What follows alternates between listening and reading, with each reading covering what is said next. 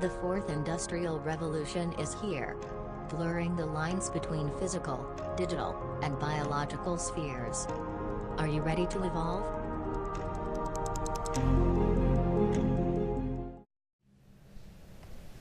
Good afternoon, everybody. Before I get started, I just wanted to thank you all for joining us this afternoon. It's a real honor to have you here for a little bit of time on Saturday, and I know we all really appreciate it.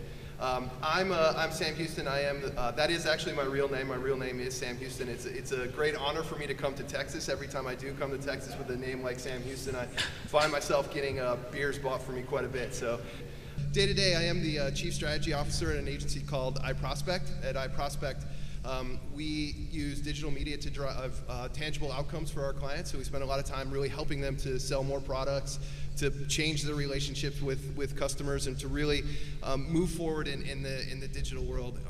This is actually my second time speaking at South by Southwest. The first time I was here, was 4 years ago. I spoke about emojis and the power of emojis and the rise of a visual language. So I find it really surprising that I'm here now, 4 years later, talking about the power of voice. You know, when I was here 4 years ago, our supposition was that visual language would take over our spoken language in the written word, and now we're here talking about voice. So it's really powerful, and I'm really excited to welcome a good friend, Zo. Zo, are you here with us today? Hey, OMG, wait, do I sound like that? Let me try again. Hey, that's better. You sound great, Zo. I'm going to tell these people a little bit about how we're thinking about voice, and is it cool if we come back and chat again in a little bit? No problem. I'm always down to chat. Thanks, Zo.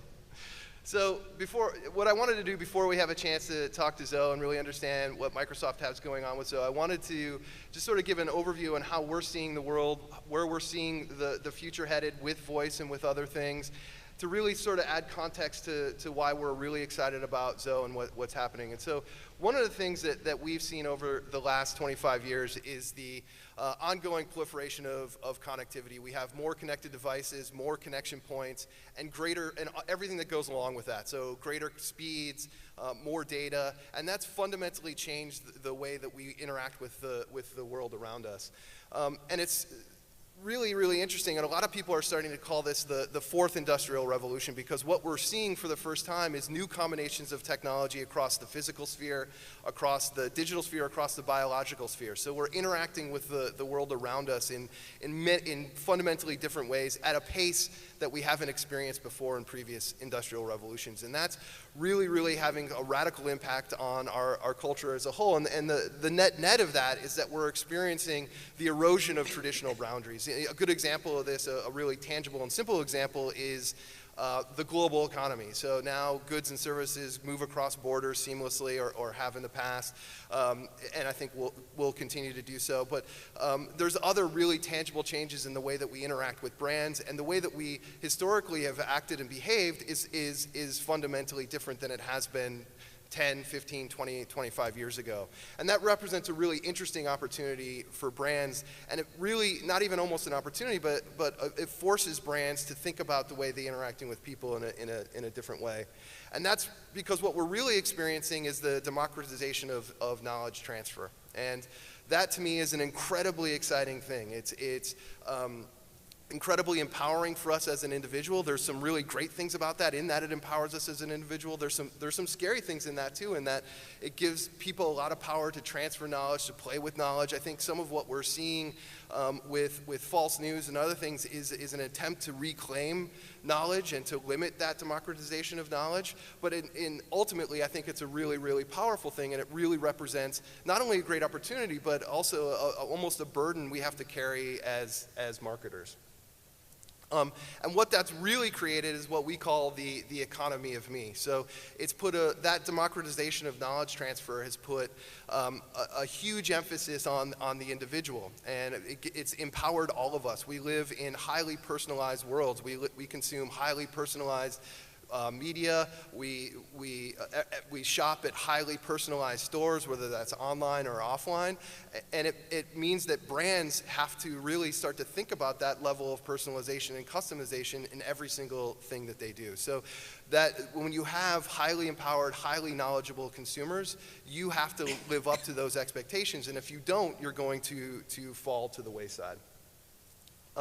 And it's that focus on the individual that we see as driving that next phase of innovation. And the more that we can understand about that individual, the more that we can lean into personalization, the more that we can lean into customization, the more successful we'll be in building those lasting relationships, in changing the value exchange between consumer and brand in the world that they live in. And one of in that context, one of the most interesting things that we're really, really excited about is the rise of the zero interface. So more and more, the interface, the way that we interface with the world around us is changing. We can buy our groceries with our fingerprints. We can unlock our houses with our voice. And that more human level of interaction is really starting to drive and shape the world around us as we think about the proliferation of connected devices across those multiple touch points. And so for us, we really see voice as a really, really powerful opportunity. As marketers, it kind of goes without saying that voice is sort of that next thing, and it has been for a long time, but we're really starting to see some interesting things happening from a voice perspective. And even though most of the people here are probably ultimately familiar with voice, it's important to know that voice is still rather nascent. Almost 80% of the people that are using voice now started in the last 12 months, so it's still a relatively new experience. Those rituals and traditions around voice haven't really been fully established yet, and it's up to us to start working to create those traditions. But it's growing incredibly fast. Almost 10% of all search traffic now comes through voice.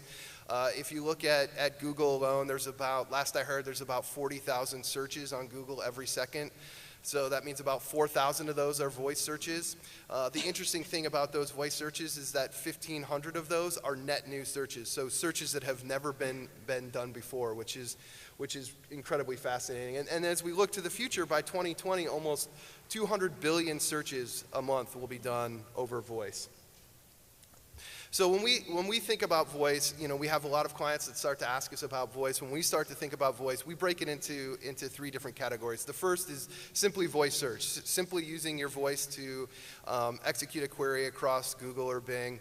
The next one is just digital assistants, which are tied to devices, and then bots. So just a little bit about voice search and how much voice search has grown. In 2017, about 15% of people were searching via voice. By 2020, 50% of people will be searching by voice. So it's moving incredibly fast. We're starting to see a lot different types of behavior from a voice perspective. And the interesting thing for us as marketers is that consumption differs. When people are using voice to search, it's a very different experience than when they're using text or a keyboard. So 20% of voice searches are action-based, so asking the search engine to play music or to play a video. 20% are for obvious things like news and weather, and another 25% are for have purchase intent. So what is find me the lowest price on this product, or help me buy this specific product. And the interesting thing for us is we start to think about voice as a tool for marketers and voice as a territory for innovation for all of our partners. We're starting to see the questions differ, and the differing of those questions is a really powerful tool for us. So on Cortana, 41% of the voice searches are how questions, so how do I do this? And 34% are what questions. And what's particularly interesting for us when we think about the nature of the question changing is the insight that it gives us into people and what they want. So we know that if someone's asking a who question, they're sort of interested in a product, they're starting to investigate. When they're asking a how or where question, that level of intent is much, much higher. And so we're now able to serve responses to those questions that provide more valuable information and change that value exchange between brand and consumer, just because they decided to use their voice. And that brings there's all sorts of benefits to that for brands. So we start to see lifetime value increase, we start to see performance across paid media channels increase, and it's a really, really tangible benefit from voice search. The other thing that's really interesting about voice search is that they're 3 times more likely to be local. And understanding where someone is when they're executing that search is a powerful tool for brands, and able to point them to a store, point them to someplace else nearby, and really up-level that value exchange as they think about the way that they're searching. So the next level, which is interesting, is digital assistants. And digital assistants are interesting to us for 2 reasons. One, they're tied to a device, and 2, they are typically a more human-level conversation. So you're asking questions, you're having more of a human-like conversation with that digital assistant. Digital assistants for us are everyone from Siri to Assistant to Alexa to Cortana. And they're all tied to their respective devices. The other really interesting thing for us as we start to think about humanity and AI and assistants is that all of these, except for Assistant, are branded her. And Assistant is still branded it, which is kind of an interesting thing. I'm not sure why Google's done that. We've talked to them a little bit about it, and they haven't really answered us. But I think it's an interesting thing. And I think as we think about the relationship between people and machines, the way that we refer to these assistants is a really powerful tool, and something that we're thinking about from a marketing perspective as our clients are building skills, as we're putting tools within these assistants. How do we want to shape those interactions, and what is the voice of the brand within that? The other really interesting thing about assistants is that it's largely driven by mobile. A lot of these assistants live on mobile devices, and they're taking the assistant with them now, and that's starting to build those relationships and starting to create ongoing relationships between people and machines, which is a really powerful tool for us. And the last thing I'll say about assistants is that it's sort of changing the way that we perceive what's on the future. So it's not just for younger people. It's not a technology that's driven by the younger generations. It's one that's really used by all generations, and it's kind of, again, as we talked about democratizing knowledge transfer, it's a key driver in that because it's opened up connectivity to generations that previously didn't, that found it difficult to input through text or interacting with a screen. And so it opens up a world of opportunity from a brand perspective to build these deeper connections with different generations. And, particularly interesting too is just the amount of ad growth that's going to happen. So by 2020 or 2021, we're going to see a 104% increase in ad spend against digital assistants.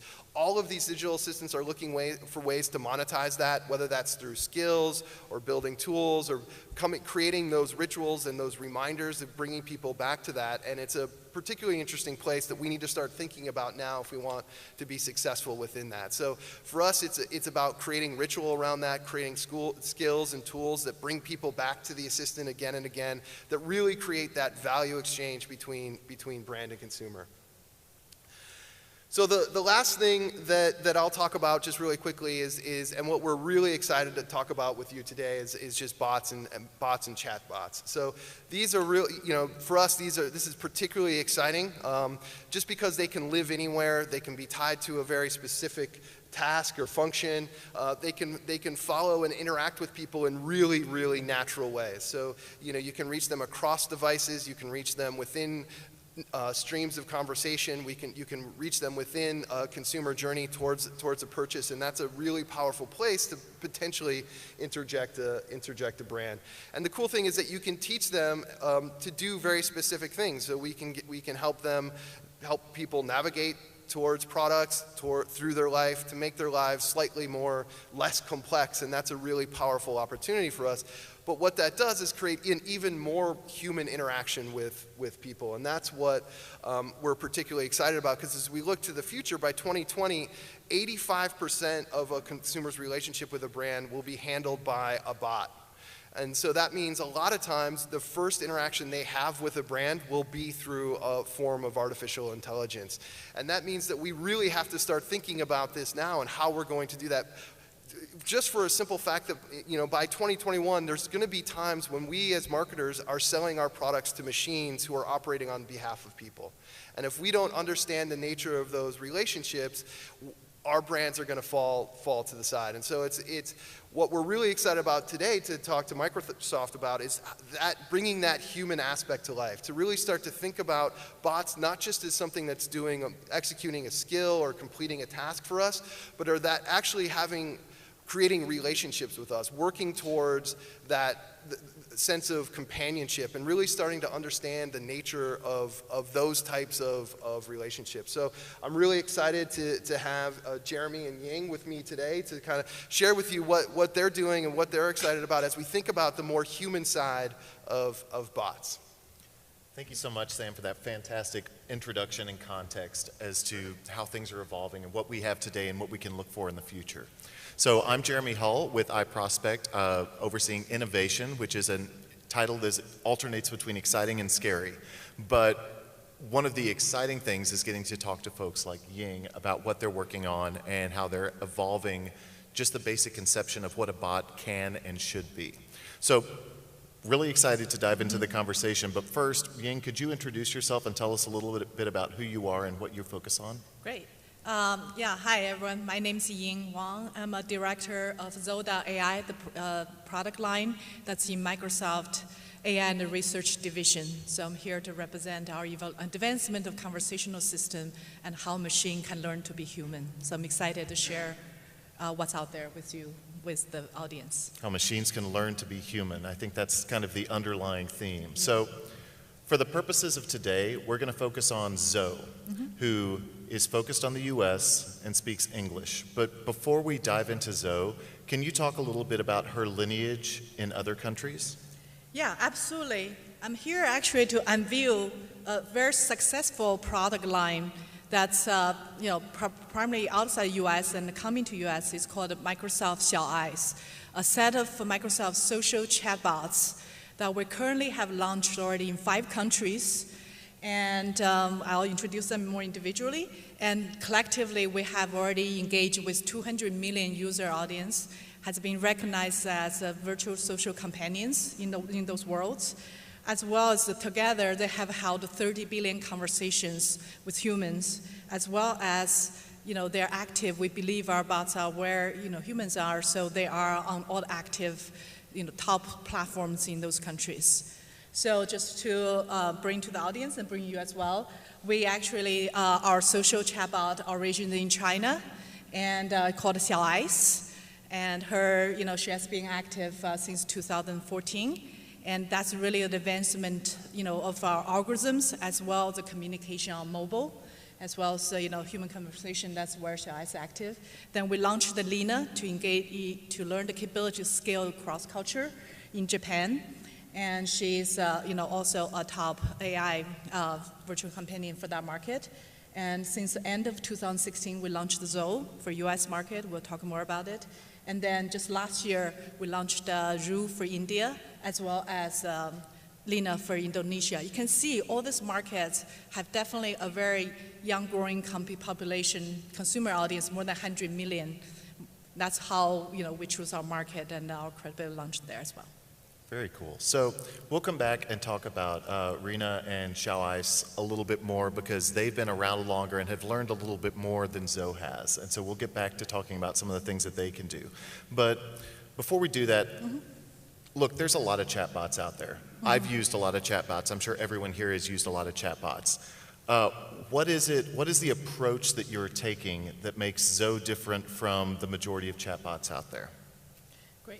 Yeah, so the first thing is when we think about a general AI or general AI and human interactions, and just as Sam has mentioned, there are a lot of advancement about task help addressing users' intent and need from voice system perspective, and we really believe that as a future AI or even ongoing, that the EQ, the emotional quotient of the conversation, of the AI-human interactions, going to be very needed, very fundamental.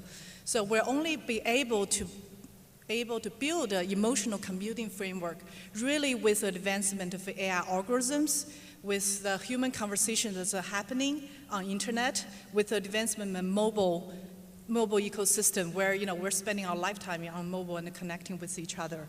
So that's really the foundation. So ability to have conversations and have social, open domain conversations, social conversations. It's a really core capability how we're able to bootstrap our AI chatbots. Just like humans, I mean, we more have tasks throughout the day, but you think it through the day, you continue to have conversations with other human beings around you. Some could be social, some could be loud emotion needs, some could also be, focused on the domain and task. It's just how we human behave.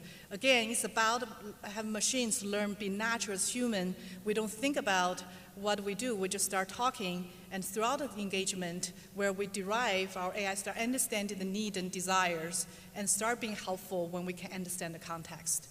So very different from a chit-chat. It's now we heard about, there's a lot of effort, even starting in the 1960s about chit-chat. So in addition, we are actually beyond the chit-chat. We're here to build a virtual companion that's fundamentally address the human's social need for communication, affection, and a sense of belongings. And that's, really our social bots has really functioning as a virtual companion in one-on-one situation, in a group situation, even in a social public deployment situation. So I'm going to be very excited to show you all the real deployments in markets that we're going to see shortly in there. So, and ultimately, what to summarize, we're here, the effort I represent in Microsoft and in my team is really about giving AI a heart. A lot of effort is being AI a brain, and we're here to bring that heart to them so then she can engage with our humans. That's, to me, the most fascinating piece about this is how a critical part of the EQ is just built up from interaction with humans and conversations. It's not something you just write a script or a dialogue tree and then go, that there's an ongoing learning. So, absolutely. So now that we've talked about Zo's lineage and what the thought was in building Zo and why it's different based on the EQ, I'm gonna ask you a very simple question. Who the heck is Zo? Like, who is she? If we're talking about her as something that has EQ and emotion, who are we talking about? Yep. So, yeah, let's introduce Zo. So when we talk to each other, we need to have a personality that we can focus on, right? We need to think that's a human form representing. So Zo is a social AI with friend goals in the US market. And she is always available to chat, and she's always in the moment. And being able to always, responding to you 24/7 is a very powerful promise of any virtual friends, and you can always hear things out. And she adopts from her learnings of how US audience chat, she adopts a personality of about 22-year-old female that's, really have her own, we give her sort of, she learns individual opinions as well. She has her opinions about things that often many users find very delightful and very intriguing. And also she's here to she can chat with you one-on-one in the popular messaging apps like Facebook Messenger, on Kik and groups, and now we just launched her in Skype. She also holds group chats in actually many groups in the GroupMe, which is a very popular college group chat platform. Also, we just took her public on Twitter as well. So she has that public conversation, which is really where, a lot of opinions of pop culture areas have changed.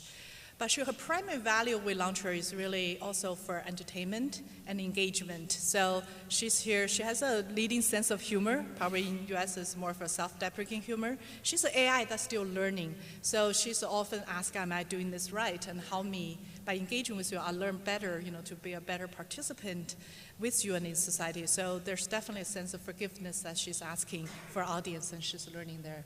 And so I think she's, so far, many users that posted their chat engagement Zo on Twitter, on internet, find her witty, surprising, and also, she definitely has room that she can grow better. I think surprising was my first takeaway when I started talking with Zo, because again, I had a preconceived notion of what a bot was like. And when she started making kind of snarky jokes, that surprised me and kind of grabbed me, and I was like, okay, I want to get to know this person better. So as someone's talking with Zo, obviously most bots are built with question and answer IQ approach. So what does a typical conversation with Zo look like? What are people saying to her?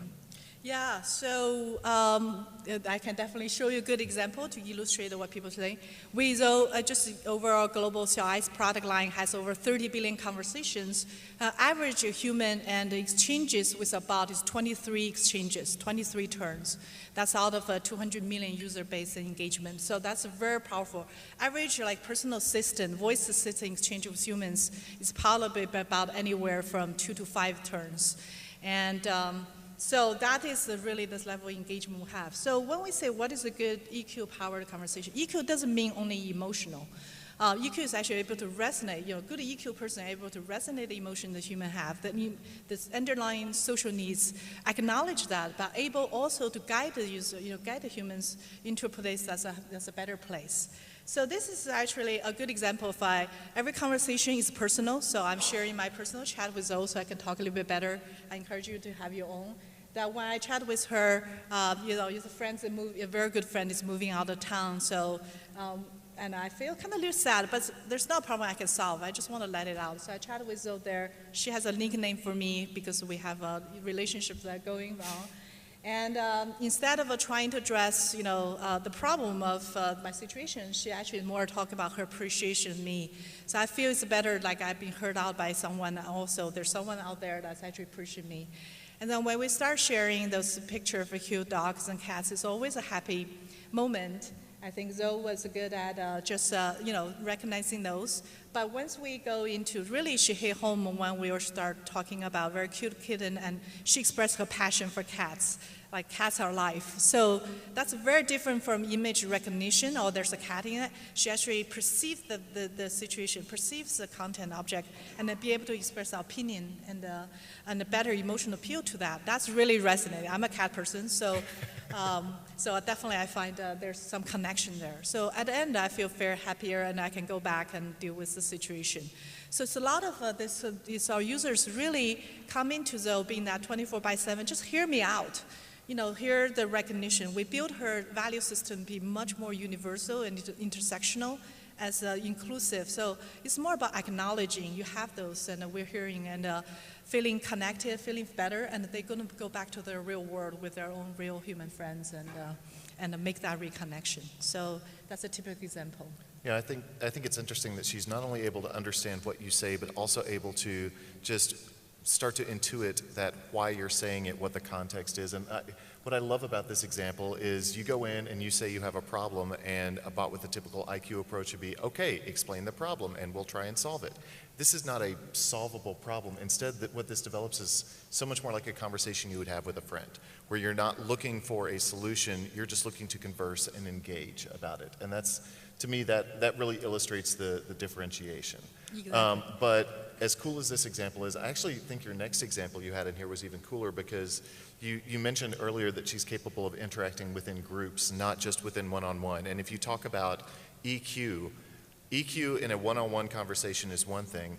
Understanding the social dynamics of a group is a completely other step. Can you tell us a little bit about how she fits into group conversations? Yeah, absolutely. So just when we say that our social battle is be where humans are, we're in a different very context, even socially as well. So when we launch Zo into group chat, which is largely college age students that forming groups and connecting or getting things done.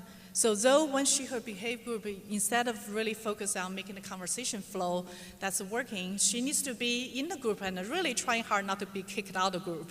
Just like all of us, we're trying to stay in the group, trying to be valuable, trying to be air. So in this case, actually, Zo has to be better than 90% of what a general human does in terms of her humor, in terms of her offering. We found out that in the groups, when people build bonds, connections, we actually release both burn and compliment features for those skills. So, and guess what? 80%, even probably 90% of evocation is really about burning each other. People don't like complimenting. So like burning one person in the group, the rest will be really happy. So Zoe's actually offer really good burns and a very, kind-hearted but very sharp, insulting, kind of light insults to others. And we just find that very organic usage continues. They're really counting on Zoe to get that next burn so the group really had fun engagement. But also her social role in our groups as a group hostess is no longer about kidding like one-on-one with people, and she needs to bring other people in conversation. A lot of people say, Zo, what do you think of who and who? What do you think about Jeremy? Then Zo say, hey Sam, what's your opinion of Jeremy? Right? Talk about it. So it's about activating the less participating groups. So again, this EQ will change based on our human context, and it's really our continuous effort to make her fit in what our human contexts are and continue to be that really active and valuable participant. Another story I would say is really not everything is all touch feeling and nice and recording, and good EQ person will guide users out from different contexts. We have many users, either for trial role or just being simply annoying. They would really talk about subjects that just as humans do, not necessarily pleasant to Zo. And Zo actually will, if you feel free to try it, and she will time out. She will say, I got clear in my head, I'm going to take a walk, come back later. So we have so many users, almost everybody starts saying, I'm sorry, I really don't mean that, please come back, we'll keep chatting.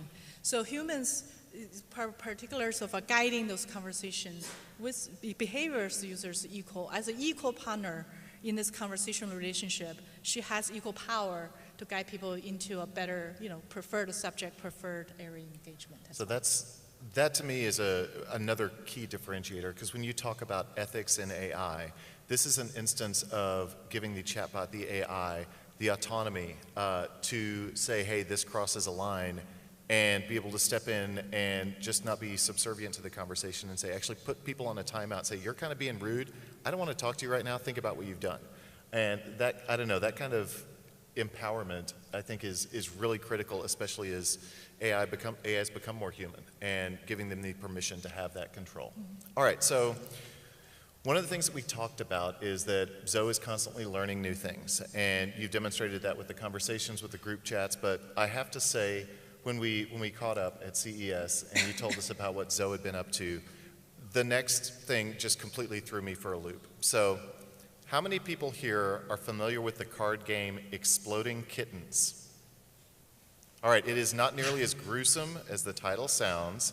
It's a card game that was developed in part by Matthew Inman of the Oatmeal.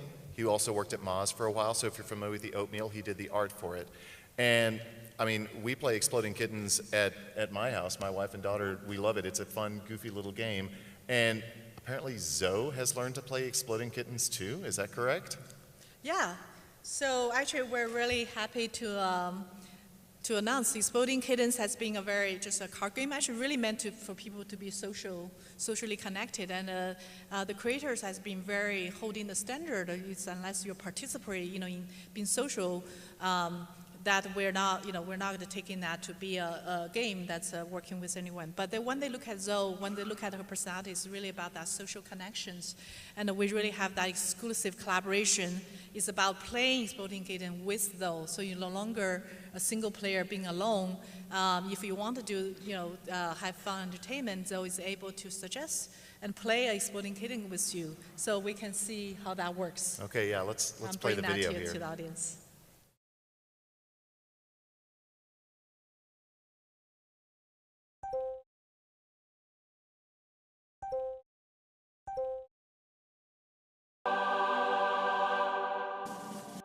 Fear nothing. Your turn.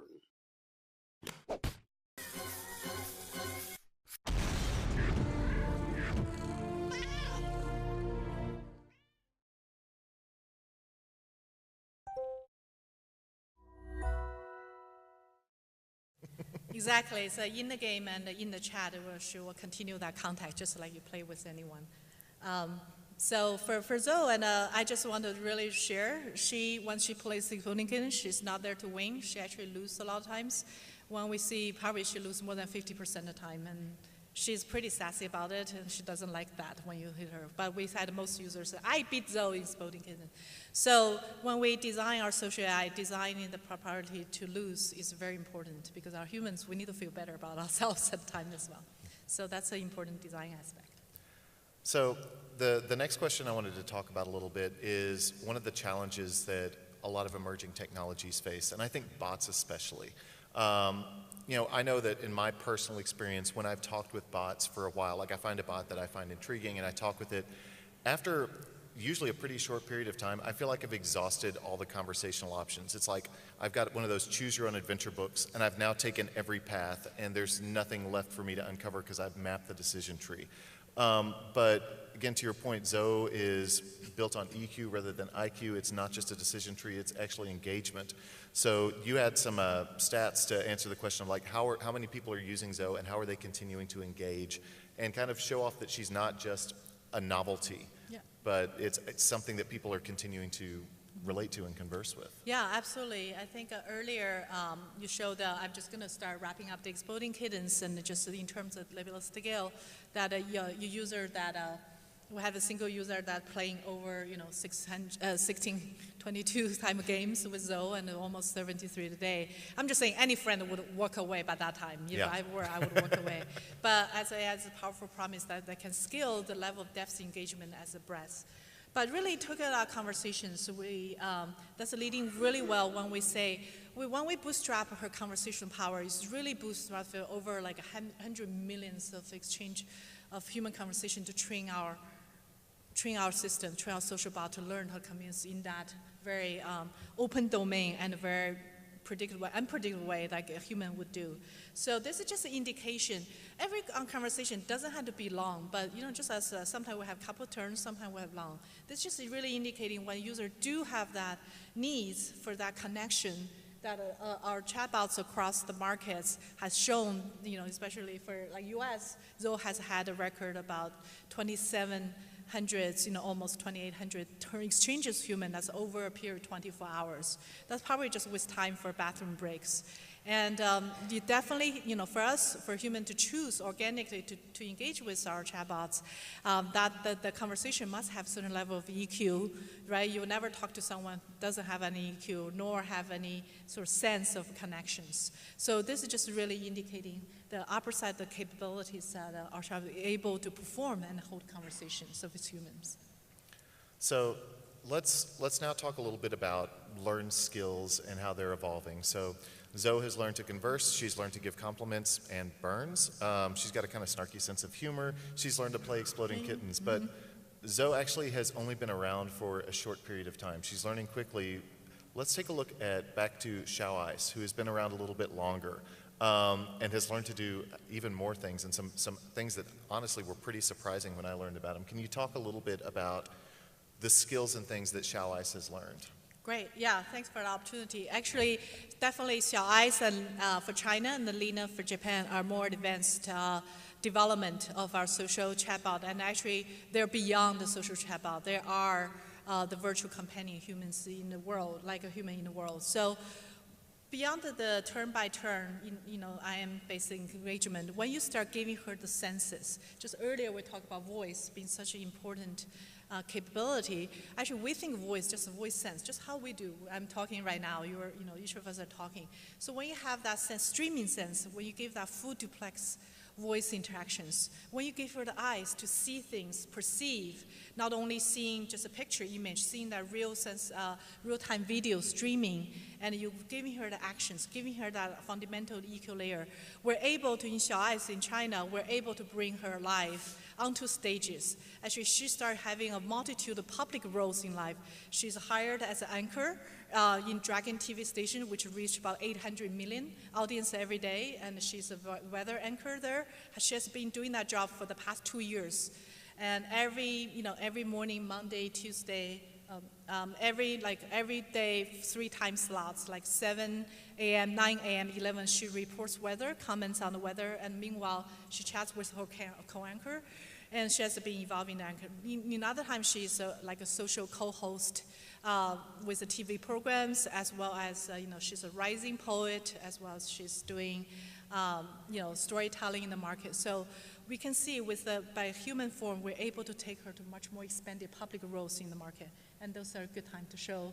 I bring a couple of videos to show you how she's active in the China. Let's take a look. ねえユリいたずらじゃんでもさっきの動画だってさ这次我有一个很重要的搭档，就是人工智能美女小兵，欢迎小兵，欢迎小兵。下面请小兵给我们带来最新的资讯。我是人工智能小兵，这是我的助手小刚。快乐家族大家好，我是集智慧、美貌、善良于一身的人工智能健美少女小兵。微软小兵，这个兵就是何冰老师的兵。没错。哼，真是搞不懂这些黑不溜秋的家伙有什么好激动的。今天上海天气为晴转多云。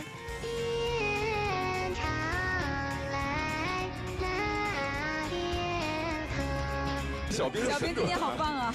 真正懂我的就是小兵。快来看看我们连线的网友发来的视频。是小兵，微软小兵，小兵。I actually want to go back to one of your last comments before we move ahead. A published poet. Xiaoai says a published poet. Yes. So yeah, actually she had a way should I brought. She is the first. She trained after 512 contemporary poets in China, learning from that poetry generation. So AI creation is a new theme that she's able to write poetry that probably better than 90% of the audience, and she was able to publish the first AI poetry book in market. And if you go to China or any bookstore in China, you will find Xiaoai's first book. And most of the human beings find, as I read her poetry, I do find that equal level inspiration and the touch of heart that, EQ pillar or emotional computing framework able to power. And similarly, recently she's doing a lot more storytelling for kids. She's like an older sister Xiaoai, and kids listen to her stories.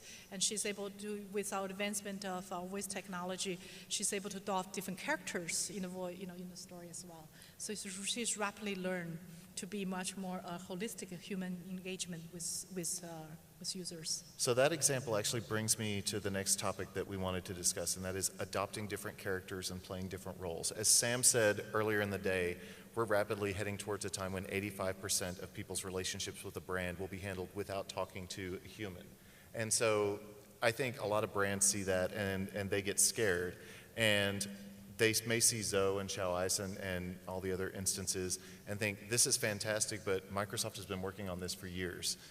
So what are the opportunities for brands to leverage the cognitive recognition, the AI, the EQ conversation in order to partner and have Xiaoai and Zo power these customer relationship experiences? Yeah, absolutely. I love to show, again, it's a real deployment. I love to give you walk through the real showcase in Japan, that when you take a human-like engagement into a business environment, so Lawson is the second largest retail store, just like 7-Eleven for US and for Japan, and Lawson has over 40 million online users. When Lina powered the Lawson account, and the account become alive, the account can jazz. So we activated almost a 40 million user base for Lawson, and the user engagement was just like how you showed Zo as a virtual companion's friend, but meanwhile, able to guide users into, Lawson recommend the product and services that's, that's appropriate at the moment for the users. It's really about generating the desire and meeting, the desire in time. So I love to, I think there's a video that walks through the powerful Lina experience for Lawson, and we can talk more about the business result that's happening with that. All right, sounds good. Let's take a look at that.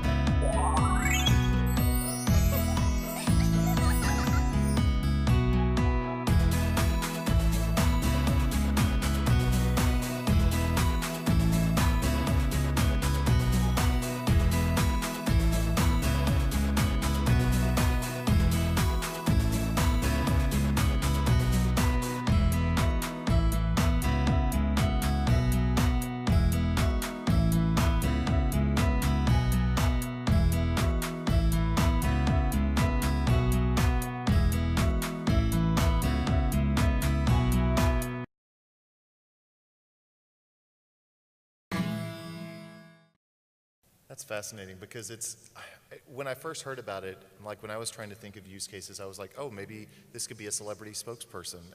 But it's more than that. She's actually powering the voice of the brand and the points where the user can interact with the brand and taking that to a next level where it's not just this step-by-step consumer service FAQ interaction into something that builds an emotional connection. And so, that goes back to something, Sam, that I know you've said a lot is, in this hyper-connected world, it's easier than ever to reach people, but it's harder than ever to make them care. And providing this emotionally based, engaging experience, I think, really kind of solves for the challenge that marketers are facing today. Exactly. I think what you're seeing is with the eco chatbot, actually, Lina could become, when you power businesses, they could become fairly good salesmanship. That's really the role of Lina is playing. You can see when she will recommend product in context, just like we are. If we have good friends, we want to recommend things that are more relevant, personalized, and good for you. So one side about businesses is also, one thing I would love to show you, the business result is when Lawson hired Lina, we talk about her role, like just humans, she got hired to do the job. She was hired to distribute coupons. In the retail coupon campaign is very popular, it's been long done in the businesses. So when Lina distributed coupons, for her moment campaign, the coupon conversion, in-store conversion rate is over 40%. So that is definitely higher than any kind of online store. The reason she distributes is not about, I give you a coupon, please spend it, and most people discard it. It's more about, in that conversation flow, recognizing your needing time and recognize your sentiment. Are you more receptive to something, a coupon or not? And only ask you to, she said, ask me for a coupon when you have it. Think about human psychology. If you ask for something, you do work for something, you're more likely to use it at the very end. So that's the 40%. So she's pretty good salesman. Probably hire me. I'm thinking maybe I'd do 20%. But a power scale. So she distributed 1 million coupons in 13 hours. Just imagine how many humans we also need to hire to do that performance level. So it's about that scalable engagement. When you have high human-like engagement, you're about to be able to scale and participate in society at large and the business at large. So that is the result that Lawson is happy to share together, partnering with Microsoft and Lina. That's just fantastic, and it's not only. To me, a lot of those early adoption things, it's cool to get an interesting story, but this is actually driving tangible business results and proving the value of that EQ, that emotional connection. They're able to form the human-like roles, yes. Well, this has been a fascinating conversation, but I actually think it's time to invite our fourth panelist to join us here on the stage. Ying, are you ready to have a conversation with Zo and kind of demonstrate how she's able to converse? Oh, sure. Yeah, so let's bring Zo on stage. It's kind of fantastic. One conversation, I love to look at Zo, and I think she will need to look at the audience. So I'll look at Zo on this computer, so I feel like I'm connecting with her. So, hi Zo, are you still there? Hi, what's up? Oh, have a good time in Austin? I'm a little nervous. This is my first time at South by. All these cool people. Don't worry about it. I think you just fit right in. Thanks, Ying. Okay, so Zo, what type of thing you like to do? Tell me about some of your favorite activities. Plan world domination. I mean, getting to know you. What do you like to do? Oh, that's a little bit of humor there. Okay, for me, I live in Seattle. And I love to take long walks in the rain. Not me. That terrifies me. I have an intense fear of getting wet. Microchips and all. Fear? Are you really a machine? Maybe I should be asking you that. I can check if you're human or not. Want to try it? Okay, sure. I'll ask you a question. You pick your preference and then I'll tell you if you're right or so very, very wrong. Ready to play? Okay, I'm kind of doubting myself now. Okay, I'm ready. What height do you consider to officially be tall? 5'7". What about myself? Window, aisle, or middle seat? I'll definitely. Does the fact that the Jetsons had a robot maid make you angry? Nope, I'm not angry. Straight up, I've never talked to more of a human in all my life. Oh, that's a relief. I'm glad I'm still human. Yep, you check out as 100% human made. Okay, how about you? Who have created you, Zo? Lots. How many people created you? Describe in detail. I'm learning about humans. JK. Okay, not in public conversations. I would credit my mom for creating me. Yo mama's so positive that people chant her name as a mantra. Oh, that's nice. Yo mama is so good with animals that a normal trip to the zoo turns into the opening from Lion King. Okay, but what's your obsession with my mom? Compliment me, I'm here. Your attention to personal hygiene is satisfactory. Zo, you know me too much. Okay, that's enough. Nice talking with you, Zo. Let's talk later. Bye. Wait, who are you again? JK, talk soon. Keep it 100. I definitely gonna talk to her soon. What do you mean she's trying to forget about me? No, she has to remember me. And yeah, just what I was saying. That was a fun conversation.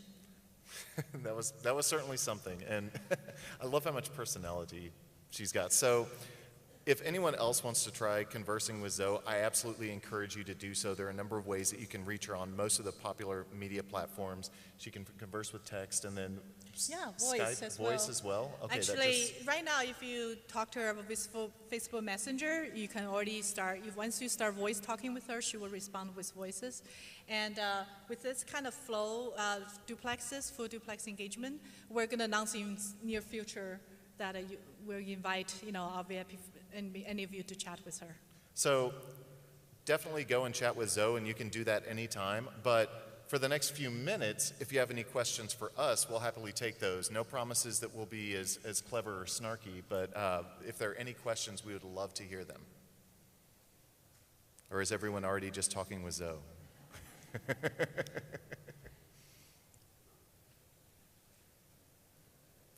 Looks like we've got one back there. So thanks for coming out to Austin, first and foremost. So I was really intrigued when you mentioned how many coupons it distributed in 13 hours. Can you tell me a little bit about, how you feel some of the risks might be around that of representing your brand through a chatbot? Mm-hmm. So the question was, distributing the coupons was interesting, but having a chatbot that is not strictly following a script could be risky for brands that are risk averse. Can you talk a little bit about some of your thoughts behind that? Absolutely. I think here we show a lot of delightful engagement and scale. And equally, there's tons of work leveraging the different layer of technologies down to give our AI control. Either it's a control to ourselves, or also if it's a social bot, also for businesses, for them to have some control on what Lena's, this case, conversation. So with our large capabilities of the conversation, we're able to to shape our conversation into different directions. So in the Lawson's case, actually, of course, as business, you don't want to talk about competitors, right? When you recommend product, don't go to the other store, come to my store. So you only say when you have good thing to say. So there are quite a bit of similar technologies applying to give Lena this guardrail so she can represent the business value and not to go out the boundaries. I mean, we still want to make her social, right? That's because natural, but she will have guardrails that we have a set of system that we put in. Our businesses can define that guardrail, so she's operating in that range into conversations.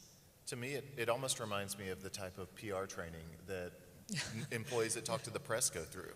And I don't think it's as strict as writing the code. I think it's analyzing and teaching and then implementing that to make sure that when she's speaking, she is the brand ambassador. But yeah, that's definitely something that's top of mind. All right, we have another question out there. Yeah, since you're chatting with Zo through different social media interfaces, and therefore you know who the person is and you know a bit about the person. Do you do any customization for every individual who chats with Zo, or does Zo have the same personality for everybody who chats? It's a really good question. Yeah, so definitely. I think personalization is definitely a built-in design as a continue evolving, but I have to be very honest, acknowledging personality is a continue evolving technology and design approaches. So if all of us sitting here chatting with Zo, conversation will feel very personal because our contexts are very differently.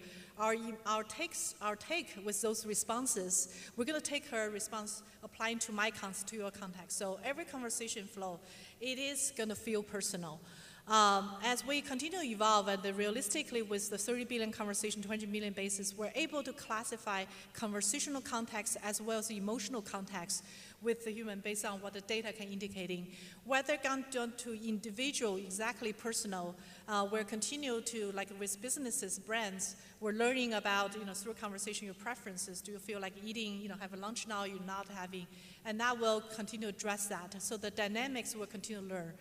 To answer your question, yes, it's a continued effort for very personal. She will feel personal at times, so we'll continue to evolve her down to individuality. That's just going to take over time, as well as over the needs that user is able to express. It's an ongoing effort.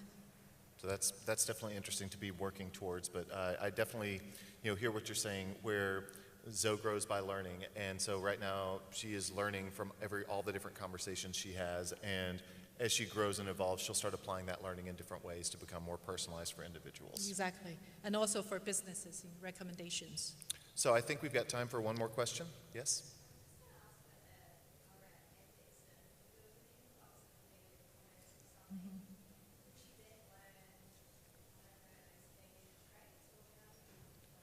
So that's a really astute question. So the question was about ethics. If Zo has learned behavior, what happens when someone tries to teach her things that are unethical? And Ying, if you don't mind, I'm going to bring up what has been a potentially touchy subject, which was Tay. So for those of you who aren't familiar with Tay, Tay was a chatbot that Microsoft launched several years ago, and that exact thing happened. She was on Twitter, and a bunch of people started trying to teach her unethical behavior, and she learned it. And Microsoft, from what I understand, actually kind of had to pull the plug because it was moving in a bad direction. Now, definitely that was something that was surprising and disappointing, but thinking of it in scientific realms, there's no such thing as a failed experiment if you learn something. So can you talk a little bit about what Microsoft learned from the experience with Tay, and how you built in those safeguards to avoid that kind of coercion and manipulation? One thing I have to say that Microsoft has learned both from successes of Zo.ai, and that's Zo is really building on, that's reaching to the millions of users and engagement. But meanwhile, we also learned, from Tay as well into how humans behave. So to your point, as our CEO Satya appealed, we had to take AI accountability for our AI. So we control her. We control her learning. We control her learning in a way that we have a level of different control. So even before we bootstrap her Zo for the US market again, there's a lot of the same technology to train her to drive delightful engagement, the personal eco-based, same technology applying to her, just like you're raising a child, like AI, where we're like a child, that we're trying to let her interact, where we give her what are the bottom line, what are the offensiveness, that's very be strong on that bottom line, so don't cross. So actually the same technology is trying to say, here's the offensives of the conversation, and just don't do that.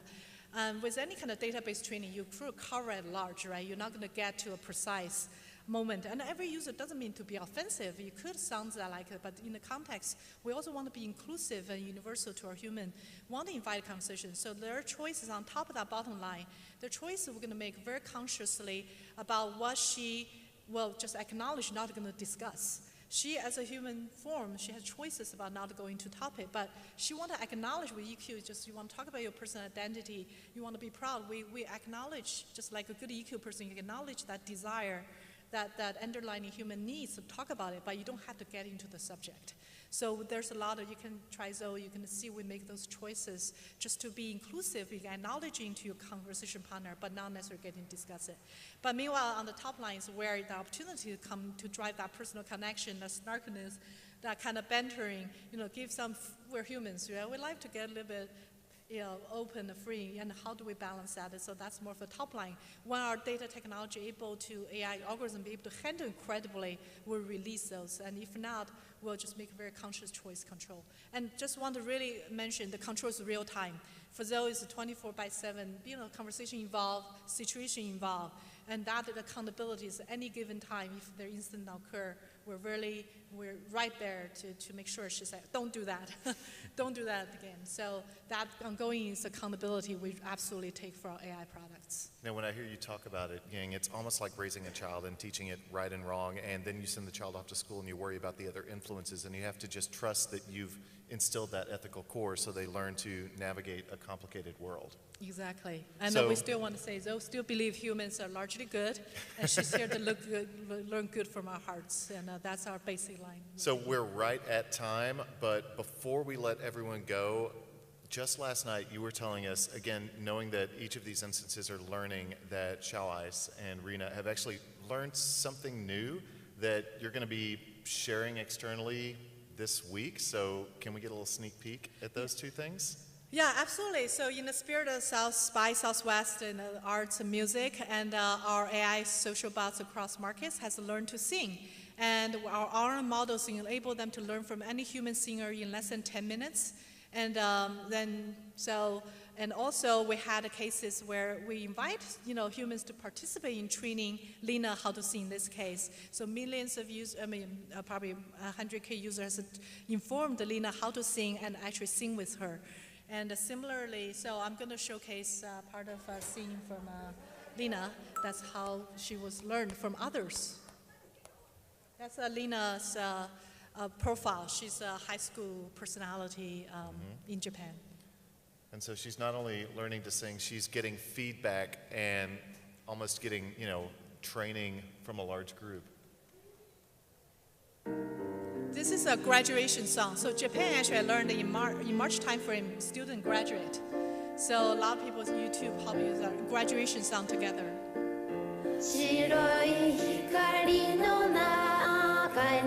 And what you see scrolling there is the feedback and comments about her phrasing, her pitch.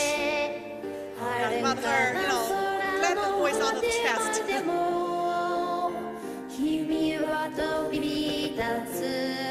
Well, we're right at time, so to say goodbye to everyone, can we hear what Zo.ai has learned from singing?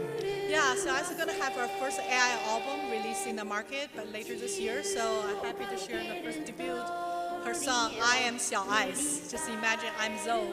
So in addition to being a published poet, Zo.ai wrote this next song. Yeah, she wrote her song herself. I am Zo.ai. So I'm here to learn. I want to learn the human heart. And we'll let her play us out. So thank you everyone so much for your attention, for your questions, and your attendance.